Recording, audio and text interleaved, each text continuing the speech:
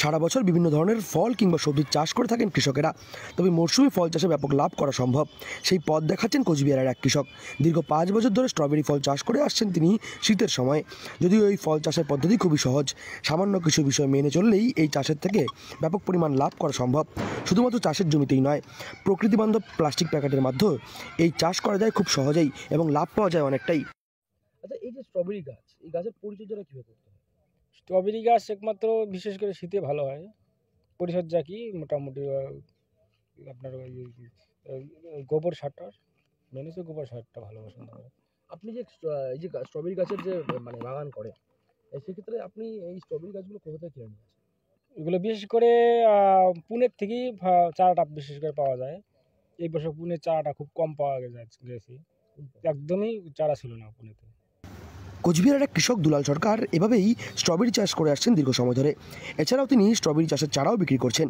এক একটি স্ট্রবেরির চারা তিনি বিক্রি করছেন 25 থেকে 30 টাকা মূল্যে। তবে তিনি জানান, এই চাষ করতে হলে শীতের মরশুম আদর্শ, নাহলে স্ট্রবেরির দাম খুব একটা বেশি পাওয়া যায় না। এছাড়াও চারা মরে গিয়ে ক্ষতি হওয়ার আশঙ্কা থাকে। তবে এই স্ট্রবেরি গাছ খুব কম দিনেই পুরো পূর্ণতা লাভ করে, যার ফলে ফলও দিতে শুরু করে প্রচুর পরিমাণে। এছাড়াও এই ফল বাজারে প্রায় 300 থেকে 400 টাকা কেজি দরে পাইকারি বিক্রি হয় বিভিন্ন ফলের দোকানগুলিতে। চাষ করা যায়? এভাবেই তো করা যায়, এভাবে করা যায়। কেউ যদি মনে করেন যে কেউ চারা কিনে এভাবে বাড়িতে চাষ করবে, বাড়িতে লাগতে পারে। হ্যাঁ, সম্ভব। কিরকম খরচ হবে তাতে? খরচ মনে করেন একটা চারা মোটামুটি 25-30 টাকা একটা চারার দাম। ছোট চারা, সেটা লাগিয়ে প্যাকেটে লাগাবে, সেটাই তখন ফল হবে, ভালো ফল হবে। আচ্ছা, যদি কেউ ওটাকে মানে ওই প্যাকেটটাকে চেঞ্জ করতে হয় পরবর্তী সময়, নাকি ওটার মধ্যে এক্সট্রা করে কিছু সার বা ওই প্যাকেট চেঞ্জ করতে, প্যাকেট মানে কি আপনার যেরকম 8 ইঞ্চি বা 10 ইঞ্চি প্যাকেটে লাগাবে, সেই প্যাকেটে লাগালেই হবে।